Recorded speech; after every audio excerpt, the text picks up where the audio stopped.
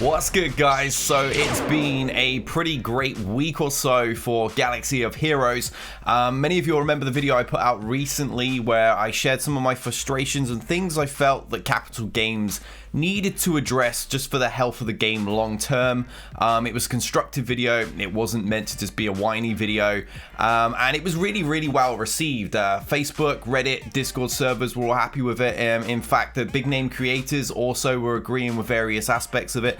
And even a member of Capital Games reached out via DM to me as well. So I was pretty pleased with how that was received. And it seems that the road ahead has gone and announced basically that they were going to address a few of those things that I was a little concerned about. Now, the too long didn't read of the road ahead was that we've got a season 7 Ahsoka. The expected Galactic Legend Kenobi is finally here. They also dropped some hints that ships was also going to be revived somewhat. I mean, that's a mode that's needed a defibrillator for a long time. And also Conquest was getting a nice touch up, which these were all things that I had addressed. Conquest was the big thing that I had heavily stressed needed new discs, new sector bosses, new stuff to keep it fresh so it doesn't go stale, and all that is actually going to be happening. So I'm very happy with that. Let's have a quick look over, because a lot of people have been asking me basically, you know, what my thoughts are on all this, and I wasn't available, I wasn't around, but I am now, so let's have a quick flick through. Obviously, we know all the Bad Batch stuff. I mean, Echo's here now as well. I was a little surprised it was Echo and not Crosshair, but you know, they mentioned in some sort of little spoiler bracket or something that it's reflected in season 1. Obviously, I haven't seen that yet. I haven't got around watching the first episode, so but I'm sure eventually he'll arrive anyway. I can't see what would be so concrete that he couldn't arrive in the game when we've got dead characters that jumped faction, all sorts of things. So regardless, whatever this is, he could still arrive based on the fact that he's been in stuff in the past for Bad Batch. So we've got that in here now. We've also got the Commander Tano, which I'm pretty excited about. Nice season 7 Ahsoka Tano. Looks like the artwork is based on Rosario, which is an interesting direction, considering she wasn't really... That wasn't the look they went for in the Clone Wars, but they seem to want to be going more for the movie TV look suddenly in some of these recent updates, which is fine. My dog is trying to knock my light over in the background. And yeah, so I'm pretty excited about that being released through Conquest. I was hoping more things were going to be done that way. Obviously, we've already got the Razor Crest in there, and I didn't want it to just be the Razor Crest forever. We needed constant things to be happening in Conquest to keep it as a must-play mode in the game. You know, everything can't rely on Grand Arena forever. And I'm pretty excited for her. Ahsoka's a big character for me. I really like her. I don't really think she'll be used in the Galactic Legend Kenobi. I know a lot of people are like, oh my god, that means she's going to be used there. I don't really think that's the case. If anything, she'll probably get used in the eventual, Mustafar, Vader, Lord Vader, Jedi Temple, whatever you want to call him. I don't really like the fallen Anakin term, because technically he's not Anakin at that point. He was anointed Vader almost instantly, but you know what I mean. Yeah, I know what people are referring to at least. So I don't think she'll be related to Kenobi, but I expect her to be a pretty good character and probably lead into eventually a Clone Wars more, because I mean that's like her rival in season 7, so it'd be a little strange to leave him out again and continue just having our Phantom Menace version. So yeah, I'm quite excited for her arrival. I imagine her kit will be pretty tasty. Hopefully it'll factor some of the clones. I wouldn't mind her own little faction, and they based her around being a clone commander, so it'd be helpful if she actually has a nice synergy with them and stuff. Obviously the Padawan Ahsoka Tano's got some strange synergies that never really make any sense, and it would be nice to have more options with clones. And then obviously onto Conquest, which we were talking about a minute ago. We got new data discs and stuff coming in, new sector bosses and all this, which is excellent, because when I went into the more recent one, I was like, wait, it's all the same again? I kind of got it the first 2 goes, because we had a normal, and then we had a chance to have a go at hard, and it was kind of a demo, and it was there for troubleshooting and feedback. But then obviously the third one was the same, and I was like, wow, not even a single change, not even a data card change or anything. And I didn't like that. I was worried really you know, that was going to be the case in the 4th and the 5th and the 6th, and it was just going to be like, oh, this is dull, you know. Like, if the creator doesn't want to play it, then eventually viewers don't want to watch it either, and I just think this mode could be really something special, so I'm very excited that they're going to be trying to keep that fresh. And obviously the big one that people are actually asking me about mostly is the, you know, Galactic Legend Kenobi. I did have one troll comment on my video a while back where I said the screenshot was fake, saying, oh, that aged well, blah, blah, blah. Well, it did age well because the screenshot was fake, and I never said he wasn't coming. I said even in that very video, it's inevitable that he will come. Galactic Legends are supposed to be like iconic characters. There's really not many iconic pairings that compare to the Galactic Legend Kenobi and Mustafa Darth Vader, really, are there. So it was inevitable he was going to be coming, and I'm glad because it's another thing that I was addressing in that last video. I was saying that things have got very, very stale in PvP. It's just been the same for Galactic Legends forever, and the meta hasn't shifted at all since the first ones came out, because the next two just added to the same rotation of the same meta.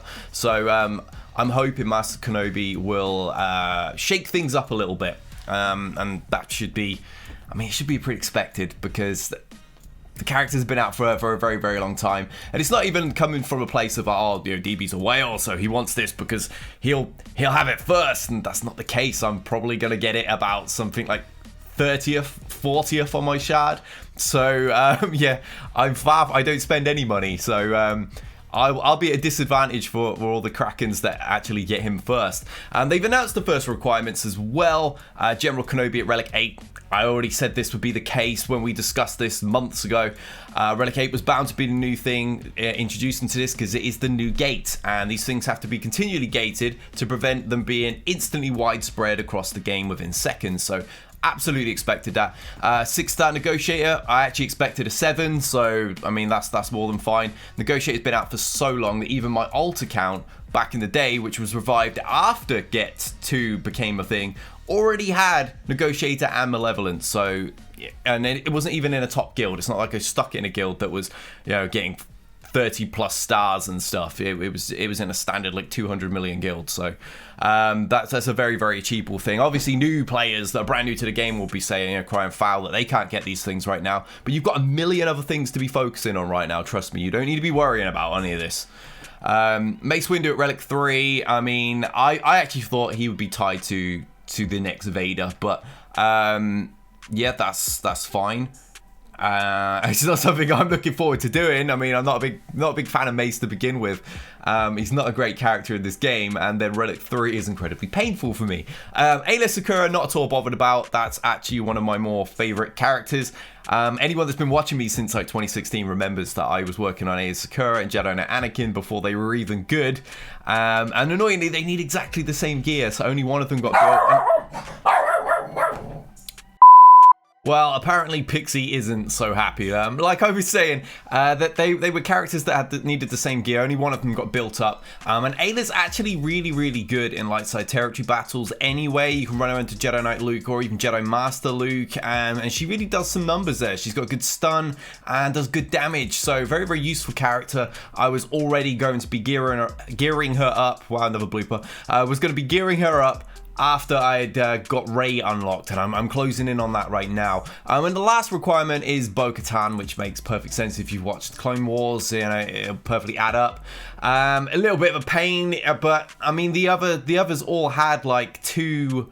What's the word? Two of those marquees that had to be like panic built, that the whales didn't have that stress for, along with like other things like ships or whatever being related to it. So it makes sense that we have at least one marquee. I'm expecting another. I'll probably address who I think the unlock requirements will be in another video or something. So I'm gonna need to have a sit down and a proper think about what it's going to be. I was a little bit off on the last two. I only predicted the last 5 anyway, but I was rather pessimistic and a little bit off. So overall, the initial ones, the initial 5 that have been announced are fine as far as I'm concerned. It's to be expected. Anyone getting mad about Relic 8, well, should have seen this coming. It's not like it's new news. It's something I had said. You don't have to be happy about it, but I mean, surely you saw it coming. And yeah, Negotiator. I mean, we had to unlock Finalizer and Radis from scratch to be able to get those characters. So, a ship that's been available for a long period of time that even free-to-play players in mid-tier guilds have unlocked is not really that bad of a requirement, to be honest. As I said, would have thought they'd have gone 7. They went 6, which is fair enough. Then we had the May 4th celebration bits and bobs that they give us, which were great. I was rather happy with those. Nothing to complain about. We got the old traditional Clone Wars Chewie shards as well. I saw people on Facebook throwing a tantrum over that. I'm guessing they're new to the game. Don't get the in-joke. Because, yeah, that's a long-standing thing. And then they're about just like general updates, some bug fixes they were working on and stuff like that, and the quality of life things, which look fantastic. I'm really happy with the fact we've got all the energy visible on top, and now we get like the progress bars and all the things we were calling for have finally arrived, which is awesome. And and then they also hint at a shipload of changes coming, and that was another thing I was really heavily discussing in that video where I felt changes were needed. We need a revival on fleet. It's a mode with so much potential, and it doesn't get any interest from players because CG don't give it any of their own interest. So why would people invest? Totally get it. But when you're a new player, it's the easiest route to crystals. It's very, very, very simple. You go after the bugs first. You get the bug fleet. You run it under Akbar or Tarkin. Congratulations, top 10. Really bloody simple. And yeah, it's about time it got a decent shake-up. The fact that in GAC we only need like one of those in Division 3, I think it is. In Division 3 or 4, where you only need like one defense and then one attack. But there's like several capital ships. I don't know why they're downplaying it, really. That's the reason content creators outside of myself and Warrior don't pay any interest in it, or they don't make the videos on it, because CG don't do anything with it. So I'm sure Warrior's also waiting for something to happen. I saw him comment in on my last video where I was addressing it, saying that we were the only two that cared.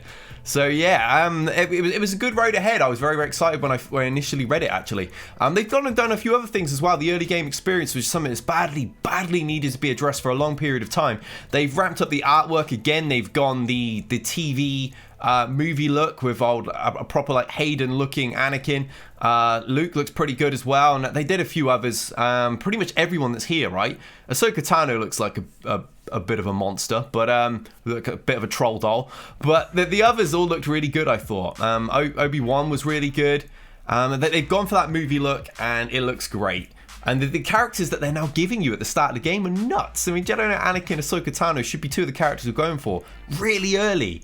Because the most optimal route, if you're free to play, is to get the bugs, get Padme, and then you've got an arena dominant team, and you've also got a fleet dominant team because of the bugs. This frees up plenty of energy to actually be working on a scoundrel team like the Beskar Mando characters, and that covers all of the credit heists and stuff instantly. I've tested this. This works fantastic, and I'm miles ahead of people that went the legendary route, because none of the legendaries are really any use unless you've got the other characters that go with them or a relic. And if you're already relicked, when everyone else is gear 8, then you're not free to play to begin with. So that is the route to go, and it looks like they've worked on like improving the art for those kind of characters that people will be unlocking and seeing first, which gives a good first impression on the game. I mean, to get like Rey Scavenger and Kylo Unmasked and Moff Gideon and stuff, Gideon's fantastic even at gear 8. So that's a heck of an improvement, and they've reworked a bunch of the nodes as well. So here's the quality of life ones I was addressing earlier on. I like how they moved Stormtrooper Han to the he's in the Cantina one, right?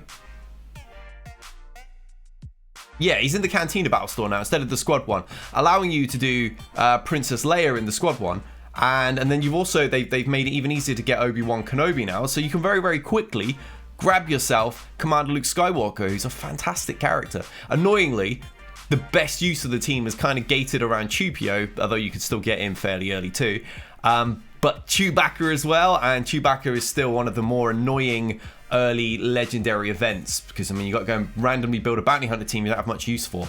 But fortunately, you should be able to use, you know, Rusty Mando and Grief in that too, who I recommend you go for early anyway. So it shouldn't be too difficult to unlock it. They take a lot of the RNG of that event away because you've got the massive nuke shot that will disintegrate from Mando, and Grief's just awesome. So that should be a lot easier. So very early game. A nice pop-up there. Very, very early game, you'll have access to the likes of a Padme team, a Bug team, the Mando team, and a Luke Chupio team. That's insane. Those are some really high-end squads, and this is just really, really good for the early game experience. As the only like big free-to-play player in the game, I think I see how this affects the average early player a lot more than the others do. The struggle is real down there. I started a new account recently, and there were things that I was like, oh god, yeah, I remember this. This was not fun. But yeah, go in my route. I'll cover this in a video soon. I'm trying to think out how to break it down for everybody, but I will cover it in a video soon. And it's far superior to the legendary route. The people that went, you know, Phoenix first so they could get Thrawn and stuff. Well, it screwed them massively. There they are with their gear 10, 11, like Thrawn, Vader, and Palp, and they're getting slapped by minute and bugs who are gear 9. So it looks like they know the optimal way to go, and they've reworked all those characters, and they've given you characters that will take you in that direction first. And yeah, I mean, first GL should probably be Supreme Leader Kylo as well, and they've given you Kylo Ren Unmasked now too.